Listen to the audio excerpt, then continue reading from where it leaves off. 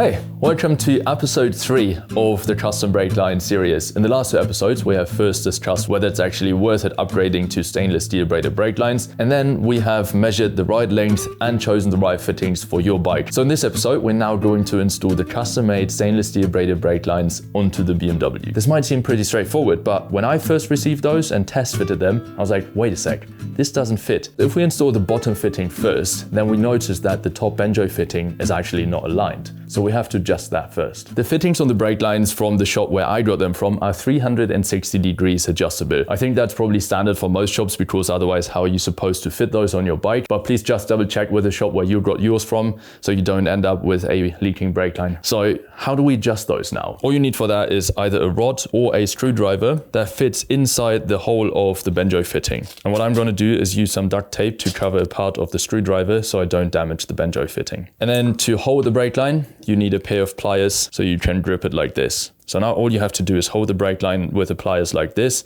insert the screwdriver or the rod, and then twist it in just one direction until you have the desired alignment. But I'm going to do that on the bike so I know exactly how far I have to turn this. And when you do this, remember you can only go in one direction, so don't go back and forth, because otherwise your brake line won't seal anymore. After doing the routing exactly like you planned it, double check how much you need to turn it.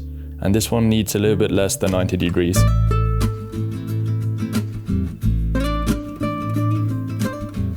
And now we have the first brake line done. So let's do the other.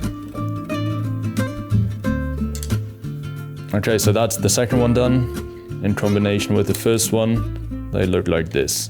When installing the hollow screw, you need a copper washer on each side of the banjo fitting. So in this case, it is 1, 2, 3. So first copper washer on the screw through the first banjo fitting, then another copper washer on there, then the second banjo fitting, and then the last copper washer before we can actually tighten the screw.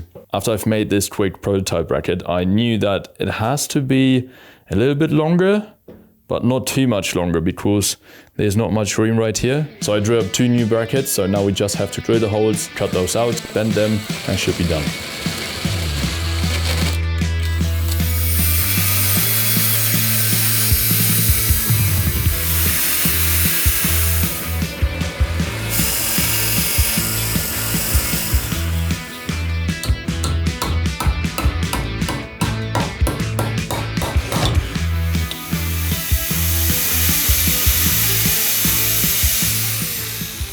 Alright, and this is the finished bracket that we can install right here. It fits nicely into this groove, and then we just secure it with the bolt from the triple clamp.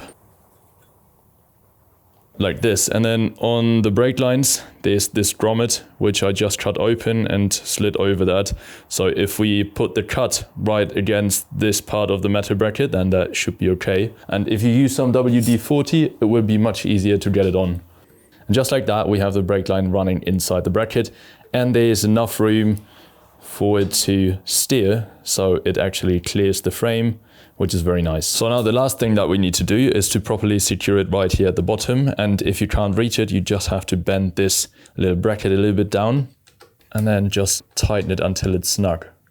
And just like that, we have new custom-made stainless steel braided brake lines installed on the BMW. Now that the bike is lowered down, they have a little bit more play right here at the bottom, but that is a good thing so that they can move freely when the bike's suspension works on bumpy roads. I think they look amazing, and they will suit the bike so well when it's all blacked out. And if you now want to know how to refill the whole system with new brake fluid, then I'm going to link you the 4th episode right here once that's out. As always, thank you very much for watching, and I'll see you in the next one.